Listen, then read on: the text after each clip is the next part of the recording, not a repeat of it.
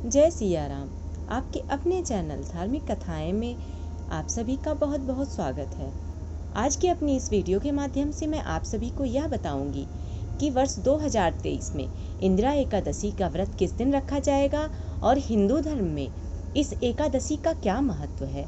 साथ ही इस दिन भगवान विष्णु और माता लक्ष्मी की पूजन विधि का भी वर्णन करूंगी। तो वीडियो में बने रहें, वीडियो को पूरा देखें और यदि यह वीडियो आपको पसंद आए तो कृपया लाइक करें और जो लोग भी मेरे चैनल पर नए हैं तो कृपया चैनल को सब्सक्राइब अवश्य कर लें। साथ ही बेल आइकन को भी प्रेस कर दें ताकि मेरी वीडियोस के नोटिफिकेशन आप सभी को मिलते रहें और कमेंट बॉक्स में भगवान श्री हरि विष्णु का नाम भी अवश्य लें। प्रत्येक वर्ष अश्विन मास के कृष्ण पक्ष की एकादशी तिथि को इंदिरा एकादशी मनाई जाती है। इंदिरा एकादशी की खास बात यह है कि यह पितृपक्ष में आती है, इसलिए इसका महत्व और भी अधिक बढ़ जाता है। ग्रंथों के अनुसार इस एकादशी पर विधि पूर्वक व्रत कर इसके पुण्यों को पूर्वजों के नाम पर दान कर दिया जाए तो उन्हें मोक्ष मिल जाता है और व्रत करने वाले को वैकुंठ की प्राप्ति होती है। पद्म पुराण के अनुसार इस एकादशी का व्रत करने वाले व्यक्ति के 7 पीढ़ियों तक के पितृ तर जाते हैं। इस एकादशी का व्रत करने वाला भी स्वयं मोक्ष प्राप्त करता है। इंदिरा एकादशी का व्रत करने और भगवान विष्णु की विधिवत पूजा करने से वैकुंठ धाम की प्राप्ति होती है। पुराणों में बताया गया है कि जितना पुण्य कन्यादान, हजारों वर्ष की तपस्या और उससे अधिक पुण्य एकमात्र इंदिरा एकादशी का व्रत करने से ही मिल जाता है। इस वर्ष 2023 में एकादशी तिथि की शुरुआत 9 अक्टूबर दोपहर 12:36 से हो रही है और इस एकादशी तिथि का समापन 10 अक्टूबर को दोपहर में 3:08 पर होगी। इसलिए उदया तिथि के अनुसार 10 अक्टूबर 2023 दिन मंगलवार को ही इंदिरा एकादशी का व्रत रखा जाएगा और इस एकादशी के व्रत के पारण का शुभ मुहूर्त 11 अक्टूबर को प्रातःकाल 6:19 से 8:38 तक रहेगा। इस एकादशी पर घी, दूध, दही और अन्न दान करने का विधान ग्रंथों में बताया गया है। इस तिथि पर जरूरतमंद लोगों को खाना खिलाया जाता है। ऐसा करने से पितर संतुष्ट होते हैं। इन चीजों का दान करने से सुख और सौभाग्य बढ़ता है, धन लाभ होता है और सेहत अच्छी रहती है। एकादशी का व्रत करने वाले व्रती मनुष्यों को इस दिन व्रत और पूजा की विधि अन्य एकादशियों की तरह ही करनी है, लेकिन सिर्फ अंतर यह है कि इस एकादशी पर शालिग्राम भगवान की पूजा की जाती है। इस दिन ब्रह्म काल मुहूर्त में उठने के बाद स्नान आदि से पवित्र होकर सुबह भगवान विष्णु के सामने व्रत और पूजा का संकल्प लेना चाहिए। अगर पितरों को इस व्रत का पुण्य देना चाहते हैं तो वह भी संकल्प में बोलें। इसके बाद भगवान शालिग्राम की पूजा करें। भगवान शालिग्राम को पंचामृत से स्नान करावें। पूजा में अबीर, गुलाल, अक्षत, यज्ञोपवीत, फूल, फल, नैवेद्य तथा अन्य पूजन सामग्री होनी चाहिए और साथ ही तुलसी पत्र भी अवश्य चढ़ाना चाहिए और तुलसी पत्र से भोग भी लगाना चाहिए। इस दिन भगवान विष्णु के साथ साथ माता लक्ष्मी का पूजन भी विधि पूर्वक करें और पूजा करते समय विष्णु चालीसा, लक्ष्मी चालीसा और भगवान विष्णु के अन्य मंत्रों का जप भी अवश्य करें। अंत में इस व्रत की कथा का श्रवण करें और आरती कर सुख, समृद्धि और धन वृद्धि की कामना करें। दिन भर उपवास रखें और संध्या काल में आरती अर्चना कर फलाहार करें। अगले दिन पूजा पाठ के पश्चात व्रत खोलें।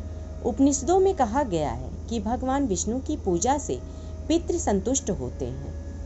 इंदिरा एकादशी की व्रत कथा के अनुसार भगवान कृष्ण और अर्जुन के संवाद में भगवान श्री कृष्ण की भक्ति से भाव विह्वल होकर अर्जुन ने कहा, हे प्रभु, अब आप कृपा कर अश्विन मास के कृष्ण पक्ष की एकादशी की कथा को कहिए। इस एकादशी का क्या नाम है तथा इसका व्रत करने से कौन सा फल मिलता है? कृपा कर विधान पूर्वक कहिए। भगवान श्री कृष्ण ने अर्जुन से कहा, हे धनुर्धर, अश्विन मास के कृष्ण पक्ष की एकादशी का नाम इंदिरा है। इस एकादशी का व्रत करने से सभी पाप नष्ट हो जाते हैं।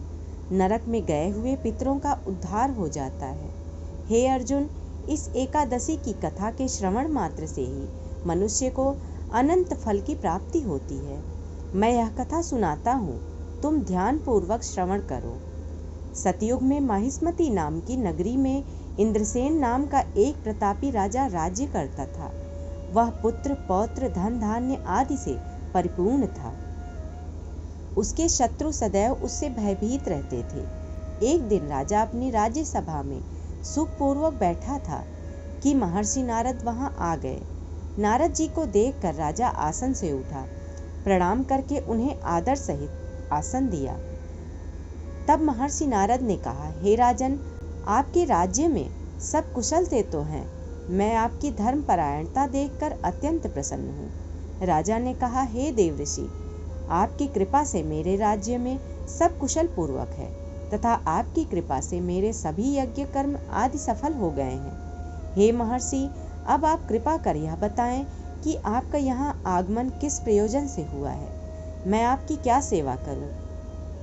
महर्षि नारद ने कहा, हे नृपोत्तम, मुझे एक महान विस्मय हो रहा है कि एक बार जब मैं ब्रह्मलोक से यमलोक गया था, तब मैंने यमराज की सभा में तुम्हारे पिता को बैठे देखा।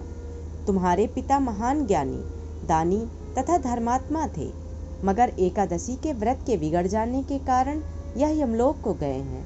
तुम्हारे पिता ने तुम्हारे लिए एक संदेश भेजा है। राजा ने उत्सुकता से पूछा, क्या संदेश है महर्षि? कृपा कर यथाशीघ्र कहें। राजन, तुम्हारे पिता ने कहा है, महर्षि, आप मेरे पुत्र इंद्रसेन, जो कि महिष्मती नगरी का राजा है, के पास जाकर एक संदेश देने की कृपा करें कि मेरे किसी पूर्व जन्म के बुरे कर्म के कारण ही मुझे यह लोक मिला है। यदि मेरा पुत्र अश्विन मास के कृष्ण पक्ष की इंदिरा एकादशी का व्रत करे और उस व्रत के फल को मुझे दे दे तो मेरी मुक्ति हो जाए, मैं भी इस लोक से छूटकर स्वर्ग लोक में वास करूं।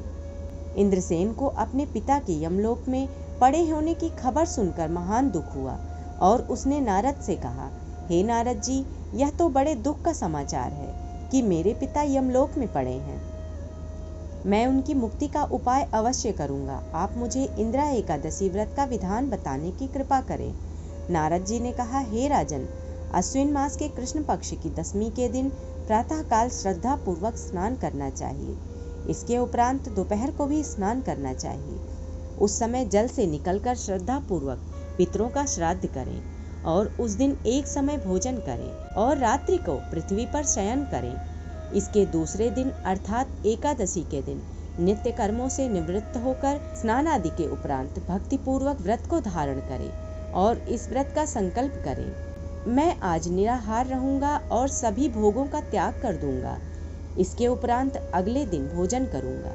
हे ईश्वर, आप मेरी रक्षा करने वाले हैं, आप मेरे उपवास को संपूर्ण कराइए। ऐसा संकल्प करके दोपहर को शालिग्राम जी की प्रतिमा को स्थापित करें और ब्राह्मणों को बुलाकर भोजन कराएं तथा दक्षिणा दें। भोजन का कुछ हिस्सा गाय को अवश्य दें। भगवान विष्णु का धूप नैवेद्य आदि से पूजन करें और रात्रि को जागरण करें। तदुपरांत द्वादशी के दिन मौन रहकर बंधु बांधवों सहित भोजन करें। हे राजन, यह इंदिरा एकादशी के व्रत की विधि है। यदि तुम आलस्य त्याग कर इस एकादशी के व्रत को करोगे तो तुम्हारे पिता अवश्य ही स्वर्ग के अधिकारी बन जाएंगे। नारद जी राजा को सब विधि विधान समझाकर आलोप हो गए। राजा ने इंदिरा एकादशी के आने पर उसका विधान पूर्वक व्रत किया। बंधु बांधवों सहित इस व्रत के करने से आकाश में पुष्प वर्षा हुई और राजा के पिता यमलोक से रथ पर चढ़कर स्वर्ग को चले गए। इस एकादशी के प्रभाव से राजा इंद्रसेन भी इहलोक में सुख भोग कर अंत में स्वर्ग लोक को गया। भगवान श्री कृष्ण ने कहा, हे सखा, यह मैंने तुम्हारे सामने इंदिरा एकादशी के महात्म्य का वर्णन किया है। इस एकादशी के पढ़ने व सुनने मात्र से ही सभी पापों का शमन हो जाता है और अंत में मनुष्य स्वर्गलोक का अधिकारी बनता है। भगवान श्री हरि विष्णु की कृपा दृष्टि अपने भक्तों पर सदैव बनी रहे, ऐसी कामना के साथ आज की यह वीडियो मैं समाप्त कर रही हूँ।